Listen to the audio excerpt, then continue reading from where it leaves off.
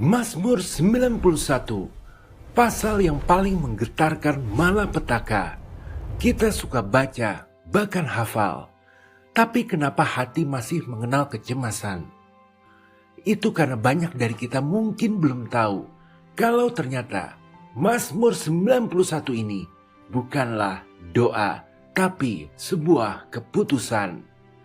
Maka hari ini kamu akan tahu secara persis keputusan apa yang Tuhan sedang tunggu darimu dalam Mazmur 91. Tapi pertama kita bongkar dulu mitos mantra Mazmur 91. Banyak dari kita, dan ini benar-benar sangat manusiawi, memperlakukan Mazmur 91 seperti mantra wajib yang dibaca saat hidup terasa mau runtuh, saat tagihan menumpuk, saat diagnosis itu keluar, saat hubungan itu retak. Kita buka aplikasi Alkitab, cari Mazmur 91, baca dari atas ke bawah, dan kita tunggu. Tunggu rasa amannya datang. Dan kadang ia datang, tapi suka pergi lagi dalam hitungan jam. Jadi pertanyaan bukan apakah Mazmur 91 itu nyata. Pertanyaannya adalah apa syarat pertama yang sebenarnya dituntut oleh ayat ini sebelum semua janji itu berlaku. Dan jawabannya ada di kata pertamanya. Syarat rahasia di kata pertama. Buka Mazmur 91 ayat 1. Dalam terjemahan Indonesia kita membaca, orang yang duduk dalam lindungan yang maha tinggi. Duduk. Dan kalau kamu membaca kata ini dalam bahasa aslinya, bahasa Ibrani, kata itu adalah yashab. Yashab bukan sekedar duduk santai di sofa sambil ngapain. Dalam konteks hukum, yashab adalah tindakan seorang raja yang menduduki tahtanya. Jadi ini bukan posisi sementara. Ini deklarasi. Ini berarti kepemilikan, otoritas penuh, hak tinggal permanen. Itulah yashab. Sekarang bayangkan ini.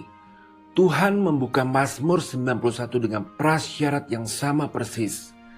Sebelum ada janji satupun yang diucapkan, sebelum 1000 orang rebah di sisimu, sebelum malaikat-malaikat diperintahkan untuk menjagamu, ada satu kondisi.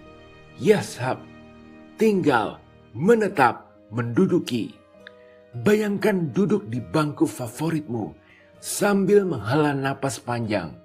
Rasa aman, karena kamu tahu tidak ada yang bisa mengusirmu dari situ. Itulah yang Tuhan inginkan. Ia ingin kamu merasa pulang saat datang kepadanya. Bisa jadi alasan ketakutan-ketakutanmu belum hilang adalah karena kamu masih menggunakan kata tolong. Padahal Tuhan sedang menunggu kamu menggunakan kata pindah. Doa yang memohon adalah baik, tapi ada sesuatu yang lebih dalam dari itu. Ada panggilan untuk pindah alamat. Tidak sekedar menelpon Tuhan dari jauh, tapi benar-benar bergerak masuk ke dalam hadiratnya sebagai tempat tinggalmu. Tapi tunggu, secara praktis, bagaimana caranya pindah ke dalam hadirat Tuhan di tengah jadwal hidup yang bikin puyeng? Turis versus penduduk tetap. Bayangkan dua orang yang sama-sama lagi di kota yang sama pada sebuah negara. Yang pertama adalah turis. Ia datang selama 3 hari, mengambil foto, mencicipi makanan, membeli souvenir. Ia tahu nama jalan-jalan utamanya. Ia tahu lokasinya secara geografis. Tapi tiba-tiba terjadi demonstrasi mendadak di sudut kota. Ia panik. Ia tidak tahu kemana harus lari. Ia tidak punya teman. Ia tidak tahu siapa yang bisa dipercaya. Orang yang kedua adalah penduduk tetap. Ia sudah tinggal di sana selama bertahun-tahun. Ia kenal si pemilik toko di ujung gang. Ia tahu jalan tikus yang bisa menghindari kerumunan. Saat demonstrasi itu terjadi, ia sudah tahu persis apa yang harus dilakukan tanpa kepanikan, tanpa kebingungan. Bukan karena ia lebih berani dari si turis, tapi karena ia sudah tinggal di sana. Jika kamu hanya menjadi pengunjung akhir pekan di hadirat Tuhan, Jangan heran jika kamu merasa asing dengan kekuatannya saat serangan datang di hari Senin. Ini bukan tuduhan, sebab saya juga mengalami. Kita semua pernah menjadi turis rohani. Datang saat Natal dan Paskah, datang saat butuh, pergi saat keadaan baik. Tapi Mazmur 91 tidak ditulis untuk turis. Ia ditulis untuk penduduk tetap.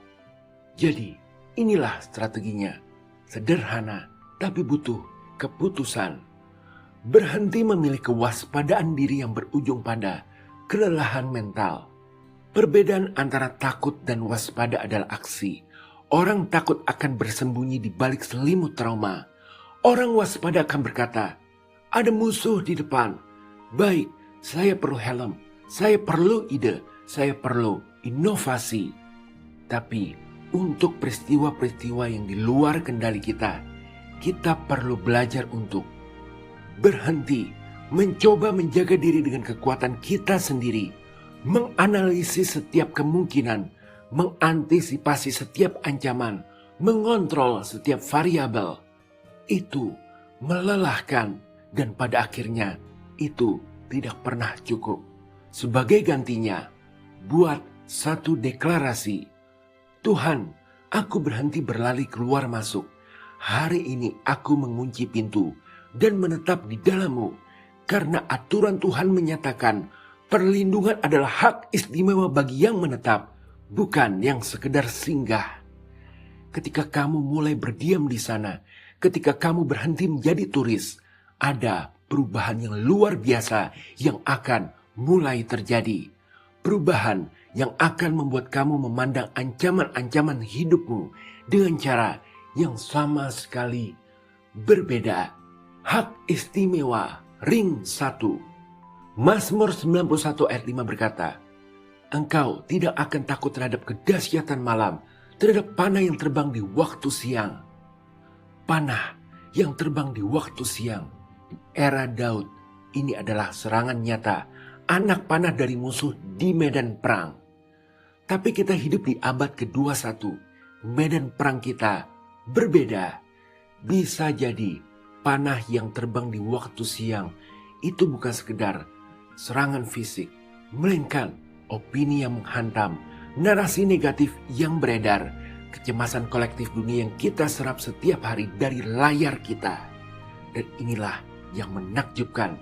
Ketika kamu tinggal, benar-benar tinggal di dalam hadirat Tuhan, kamu tidak lagi berdiri di lapangan terbuka di mana semua itu bisa menembus mentalmu.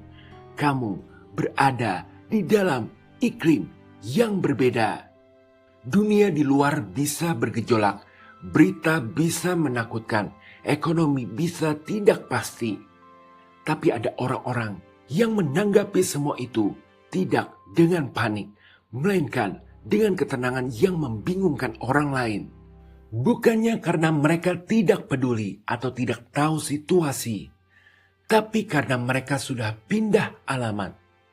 Mazmur 91 tidak tentang meminta Tuhan datang ke duniamu yang kacau. Ini tentang kamu yang memutuskan untuk pindah ke dalam iklim Tuhan yang stabil. Coba pikirkan ini sejenak. Ketika kamu memindahkan dirimu ke dalam iklim Tuhan, bukan mengundangnya sesekali ke dalam iklimmu yang penuh badai. Sesuatu berubah. Bukan situasinya yang berubah dulu. Kamu yang berubah. Dan dari situ, kamu mulai melihat situasi itu dengan mata yang berbeda. Mata penduduk tetap, bukan mata turis yang panik. Lalu pertanyaan terakhirnya adalah ini.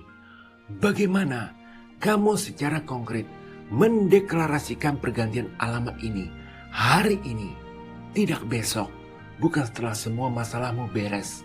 Hari ini, ganti alamat kamu hari ini. Mulai hari ini, ubah doa pertamamu di pagi hari. Mulai dengan satu deklarasi. Tuhan, hari ini aku memutuskan bahwa Engkau adalah alamat rumahku. Itu saja, 10 kata, 1 keputusan, 1 perubahan fundamental. kamu tidak sedang memohon sesuatu. Kamu sedang mendeklarasikan siapa kamu dan di mana kamu tinggal. Besok pagi, sebelum kamu membuka notifikasi pertama, sebelum kamu mengecek berita, sebelum kamu mulai mengkhawatirkan hari itu, luangkan 5 menit. Tidak perlu kata-kata yang indah, tidak perlu tata bahasa doa yang sempurna. Cukup duduk, diam, dan sadar. Latih jiwa kamu untuk merasakan bahwa kamu sedang yashab menduduki posisimu dalam hadirat yang maha tinggi. Katakan, Tuhan, hari ini aku memutuskan bahwa Engkau adalah alamat rumahku. 5 menit ini bukan waktu tenang biasa. Ini adalah latihan kepemilikan rohani. Kamu sedang melatih jiwa kamu untuk tahu bahwa ini adalah rumahmu, bukan hanya destinasi darurat. Dan seiring waktu, kamu akan menemukan bahwa kecemasan itu tidak lagi punya tempat yang sama di dalam dirimu. Bukan karena masalah-masalahmu sudah hilang, tapi karena kamu sudah pindah ke tempat yang lebih tinggi dari tempat masalah-masalah itu beroperasi. Berhentilah memohon untuk dilindungi. Mulailah memutuskan untuk bernaung. Haleluya. Amin. Mazmur 91 adalah janji Tuhan. Dan itu bukan untuk orang yang sesekali berkunjung. Itu untuk orang yang tinggal. Dan hari ini putuskanlah untuk tinggal. Duduk yashab dalam hadirat Tuhan. Tuhan adalah alamat rumah kita. Bukan sekedar nomor yang kita hubungi saat darurat.